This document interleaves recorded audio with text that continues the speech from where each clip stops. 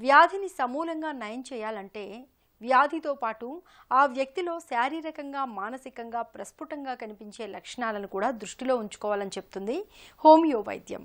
ఈ సూత్రం ఆధారంగానే వ్యక్తుల్ని ఆయా ఔషధాల పేర్లతో పిలుస్తూ ఉంటారు హోమియో నిపుణులు.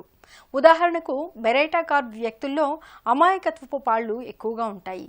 శారీరకంగా మానసికంగా మరుగుజ్జు లక్షణాలు కనిపిస్తూ ఉంటాయి.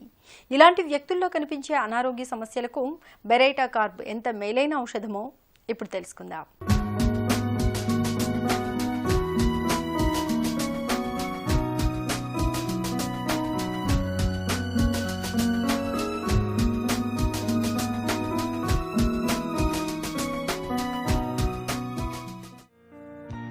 బెరైటా కార్బ్ బేరియం కార్బనేట్ అనే విషతుల్యమైన రసాయనం నుంచి తయారయ్యే ఒక అద్భుతమైన ఔషధం. శారీరకంగా మానసికంగా మరుగుజ్జులుగా కనిపించే వారిలో కనిపించే అనారోగ్య సమస్యలకు బెరైటా కార్బ్ను మేలైన ఔషధంగా చెబుతారు హోమియో వైద్యులు. ఒకప్పుడు దీన్ని క్షయవ్యాధికి ప్రధానమైన ఔషధంగా వాడేవాళ్లు. తర్వాతి కాలంలో శారీరకంగా మానసికంగా కనిపించే ఎదుగుదల లోపాలకు, ముఖ్యంగా పిల్లల్లో కనిపించే అనారోగ్య సమస్యలకు బెరైటా కార్బ్ను విరివిగా వాడటం మొదలయ్యింది.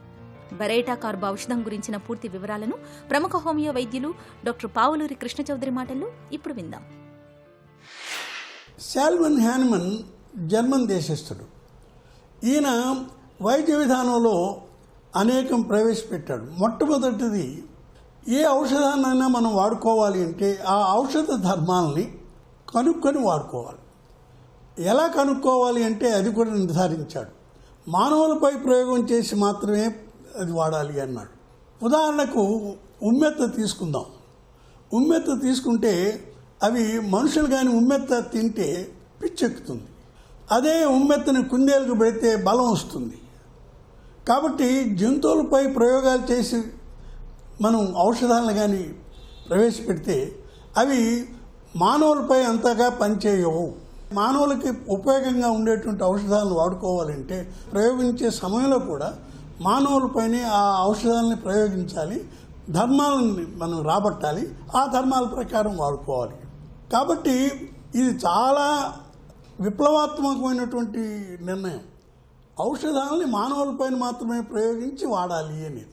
ఇది వాడకపోయినట్లయితే ఆ ఔషధాలకి సైడ్ ఎఫెక్ట్స్ ఎక్కువ. క్లినికల్ ట్రయల్స్ మొదలుపెట్టింది మొట్టమొదటిగా హ్యాన్మన్, అది గుర్తుపెట్టుకోండి. తర్వాత హ్యాన్మన్ ఇంకోటి కూడా అన్నాడు. హ్యాన్మన్ వ్యాధి అనగానే మనం శరీరం మాత్రమే పరీక్ష చేసి వ్యాధిని నిర్ణయం చేయటం అది శాస్త్రీయమైనటువంటి విషయం కాదు. శరీరం ఒక భాగం మనిషిలో, ఇది బాహ్యంగా మనకు కనపడే భాగం. దానికంటే లోన ఉన్నటువంటి భాగం మనస్సు. అంతకంటే వీటి రెంటికి కూడా ఆధారమైనటువంటి భాగం ప్రాణం.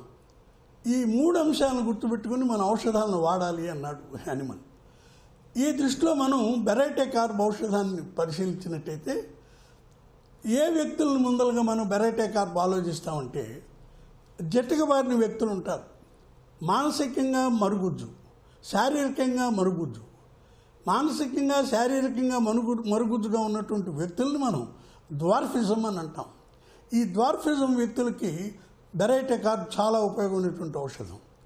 తర్వాత కొంతమంది 15-20 ఏళ్ళు వచ్చినప్పటికే 25-30 ఏళ్ళు వచ్చినట్టు, 25-30 ఏళ్ళు వచ్చినప్పటికి ముసలితనం వచ్చేస్తుంది, ప్రిమిచ్యూర్ ఓల్డ్ ఏజ్. ఇలా ఉన్నటువంటి వ్యక్తులకి మనం బెరైటా కార్బ్ ఆలోచించాలి. తర్వాత అంతేకాదు వీరికి మామూలుగా ఉండవలసినటువంటి రోగ నిరోధక శక్తి కూడా తక్కువగా ఉంటుంది.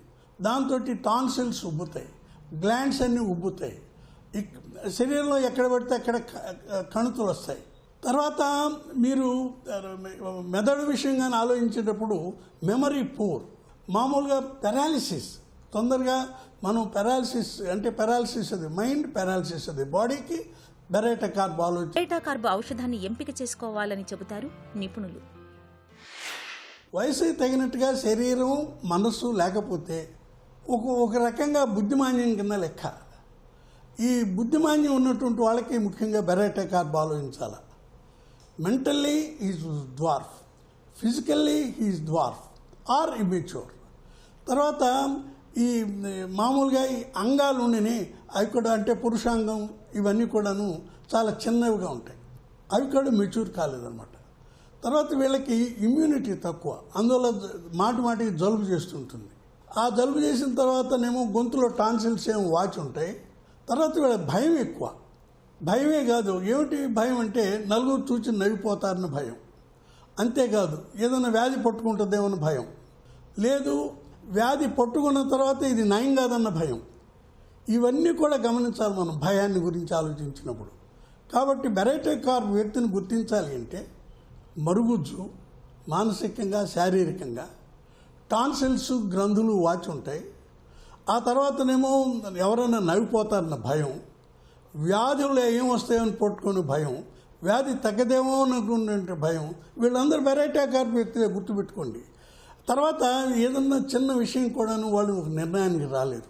ఇది ఏదైనా కొనుక్కోవడానికి వెళితే ఒకటి చూస్తారు మళ్ళీ పెడతారు, రెండోది చూస్తారు మళ్ళీ ఇది కొనాలా అది కొనాలా తెలియదు.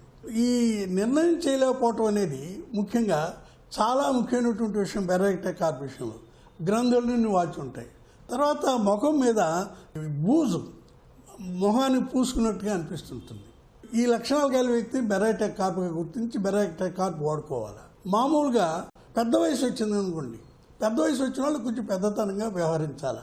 అలా కాకుండా వాళ్ళు చిన్నపిల్లల్లాగా పెద్ద వయసు వచ్చిన తర్వాత చిన్నపిల్లల్లాగా చేస్తుంటే వాళ్ళకి బెరైటరీ కార్బ్ వాడాలి. వాళ్ళకి రక్తపోటు ఉంటే వాళ్ళకి బెరైటరీ కార్బ్ వాడాలి.